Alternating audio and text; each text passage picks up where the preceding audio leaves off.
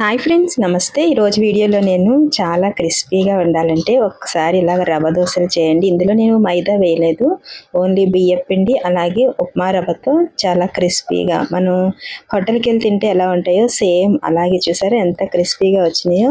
దీంతో పాటు నేను ఇక్కడ పల్లీలు అలాగే టమాటో చట్నీ చేశాను. దీంతో పాటు తింటే చాలా టేస్టీగా ఉంటుంది. ఇది ఎలా చేసుకోవాలో చూద్దాం. నేను ఇక్కడ 1 కప్పు వరకు పొడి బియ్య పిండి ఉంటుంది కదా, అది తీసుకున్నాను. అలాగే 1/2 కప్పు వరకు ఉప్మా రవ్వ, ఇది సన్నగానే ఉంది, ఇది వేసుకోవాలి. ఇది వేసుకున్న తర్వాత ఒకసారి రెండింటిని ఇలాగా కలుపుకోండి. ఇలా అంతా కలిపిన తర్వాత అప్పుడు దీంట్లో మనము ఒక 1/2 టీ స్పూన్ వరకు జీలకర్ర వేసుకోండి. అలాగే నేను ఇక్కడ ఒక చిన్న ఆనియన్ని ఇలా సన్నగా కట్ చేసుకున్నాను. అల్లము అలాగే పచ్చిమిర్చి, కొత్తిమీర, కరివేపాకు, అలాగే క్యారెట్ని ఒక చిన్న క్యారెట్ని ఇలాగా తురుముకున్నాను. ఒక 3 స్పూన్ల వరకు ఉంటుంది. వాటన్నిటిని దీంట్లో వేసుకోండి.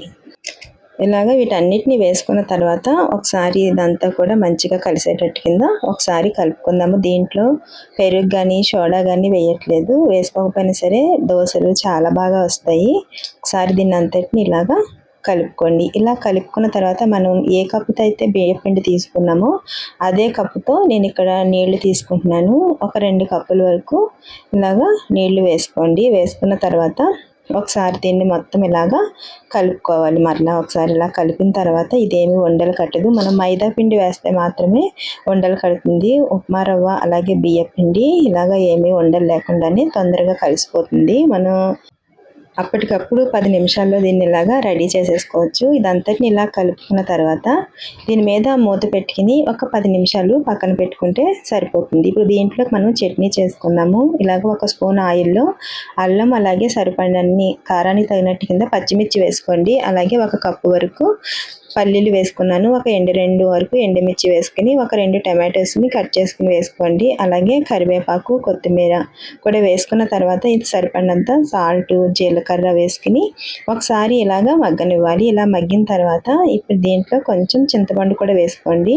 ఇవి టమాటోస్ అంత పుల్లగా ఉండవు, అందుకని నేను చింతపండు వేసాను. అవి చల్లారిన తర్వాత ఇలా మిక్సీ పట్టుకుని ఇలా తాలింపు చేసుకోవడం. మన తాలింపు సరుకులన్నీ వేసుకుని ఇలా తాలింపు చేసుకుని ఇలా దీన్ని మనం పక్కన పెట్టుకుని ఇప్పుడు ఈ రవ్వ ఎలా ఉందో చూద్దాం. చూసారా, రవ్వ అంతా మంచిగా నానింది కదా, బియ్యం పిండి రవ్వ. ఇప్పుడు దీంట్లో నేను మరి 1 కప్పు వాటర్ వేస్తున్నాను. వాటర్ వేసుకున్న తర్వాత సేమ్ మెజర్మెంట్తో ఒకసారి మీరు చేసి చూడండి. పర్ఫెక్ట్గా మీకు రవ్వ దోశలు అన్నీ వస్తాయి. ఒకసారి దీన్ని కూడా ఒకసారి ఇలాగా కలుపుకోండి.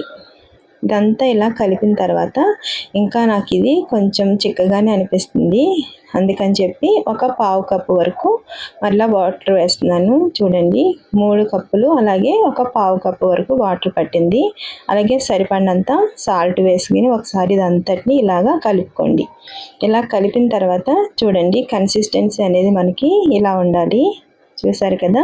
ఇప్పుడు స్టవ్ వెలిగించుకుని మనం ఇలా ప్యాన్ పెట్టుకుని 1 డ్రాప్ వరకు ఆయిల్ వేసుకుని ఒకసారి ఇదంతటిని ఇలాగా తుడిచేసుకోండి. ప్యాన్ కొంచెం హీట్లో ఉండాలి.